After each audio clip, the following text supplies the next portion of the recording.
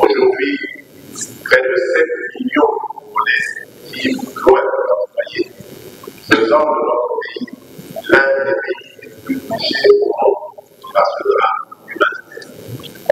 Je tiens à dire que nos efforts pour leur apporter l'assistance et protection de cette immense. Grâce à la détermination de nos forces armées et au soutien de la communauté de développement d'Afrique australe de SADC, nous avons repoussé les agressions de l'ordre public qui comptaient sur une victoire facile et immédiate.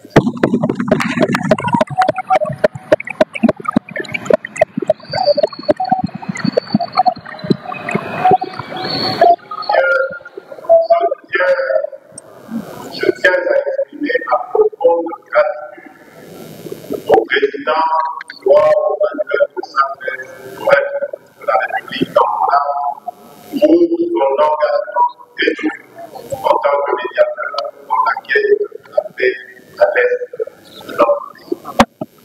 Je remercie également la SADC qui vient de renouveler d'une année le mandat de sa mission République démocratique du Congo à Sami IS, témoignant ainsi de son attachement au principe de sécurité collective et de son appui dans le processus de pacification. L'opérationnalisation du plan de programmation militaire lancé l'an dernier depuis cette année rendra nos forces armées plus efficaces sur le terrain. J'ai la conviction que cette approche contribuera à établir définitivement la paix et à préserver l'intégrité territoriale de notre nation. C'est ici l'occasion de saluer la mémoire majoritaire des forces de résistance équatoriennes.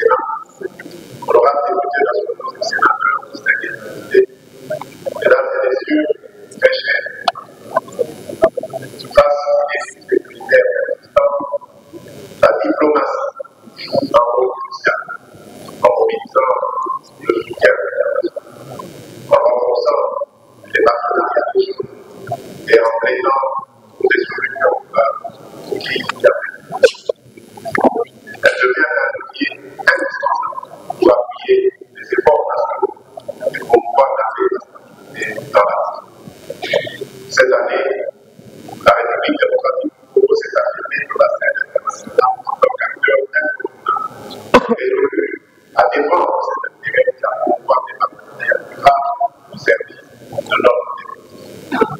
L'année 2024 a été marquée par des avancées diplomatiques majeures pour la direction du président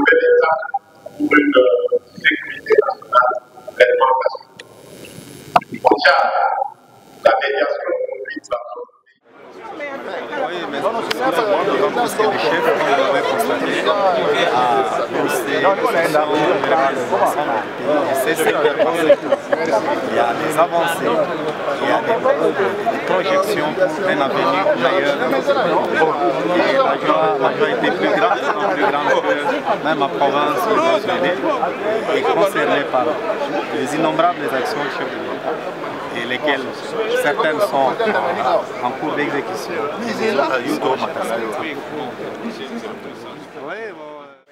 J'ai aimé beaucoup plus la chute. Le président, en chutant avec son ambition et la culture, que tout est possible à celui qui pose, celui qui croit et il ne cesse pas de le penser. Et il a enchaîné en disant dans son discours que nous devons raconter l'histoire du Congo autrement. Pas seulement le Congo, c'est nous raconter sous le prisme de la souffrance, sous le prisme de la guerre. Il y a des choses qui ont été faites, il y a des choses qui sont en train d'être faites en ce moment. Il y a des choses que nous devons faire. Nous devons raconter l'histoire de notre Congo. Un Congo où les entrepreneurs naissent, grandissent et deviennent millionnaires. Un Congo où des gens qui ne sont pas issus des familles, des privilégiés du pouvoir comme par le passé, aujourd'hui peuvent essayer des choses et les réussir. Et c'est au Congo que nous devons raconter à la jeunesse. Et dans ce Congo, c'est un pays avec une potentialité énorme, un Congo où tout est possible. On ne doit pas laisser seulement l'espace aux expatriés, des gens qui viennent de l'extérieur, des gens qui viennent de loin, qui viennent s'enrichir sous notre dos. Nous devons raconter une histoire nouvelle à la jeunesse congolaise. Une histoire où les choses sont possibles, une histoire où le succès n'est pas seulement une histoire. Quelle est la participation de la jeunesse? Quelle est la part de la jeunesse? Pendant plusieurs années, plusieurs décennies, le plus souvent, chaque fois qu'il y avait des consortiums, qu'il y avait des conférences internationales, qu'il y avait des conférences où on devait décider sur l'avenir du pays, la jeunesse congolaise a toujours été marginalisée.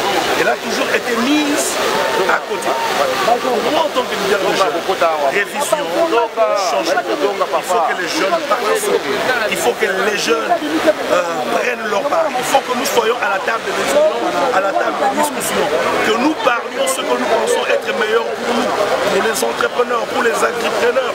Le président parle de l'entrepreneuriat, de l'agripreneuriat. Il faut nécessairement que nous participions. Si le chef le veut, ça se fera. Est-ce que c'est important que nous descendions dans la rue, crier, chanter pour les intérêts de quelques politiciens qui viendront dans des officines obscures négocier leur part. Moi, j'invite la jeunesse congolaise à venir, à parler avec les dirigeants. Nous devons participer à ces assises.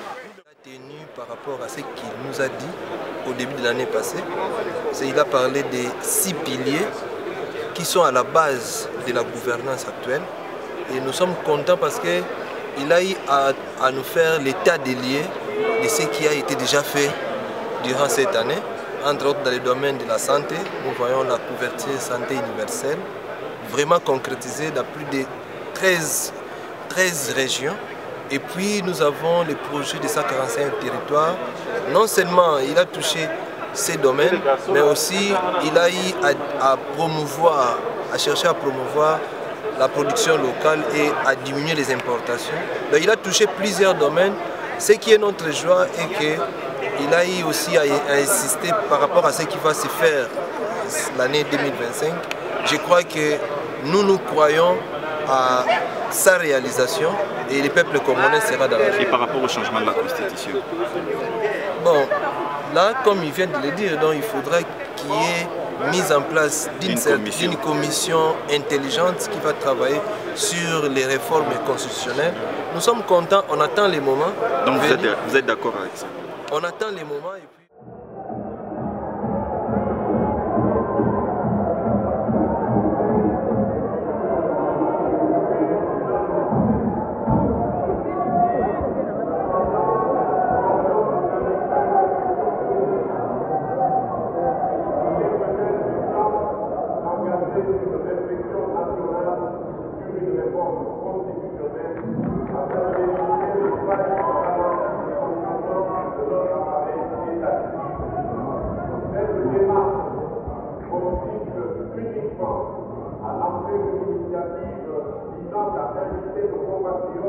à une réflexion sincère pour bâtir un cadre institutionnel plus adapté aux réalités et aux aspirations en un facteur de cohésion. À tous, je voudrais redire, tout est possible à celui qui rêve, ose et n'abandonne pas.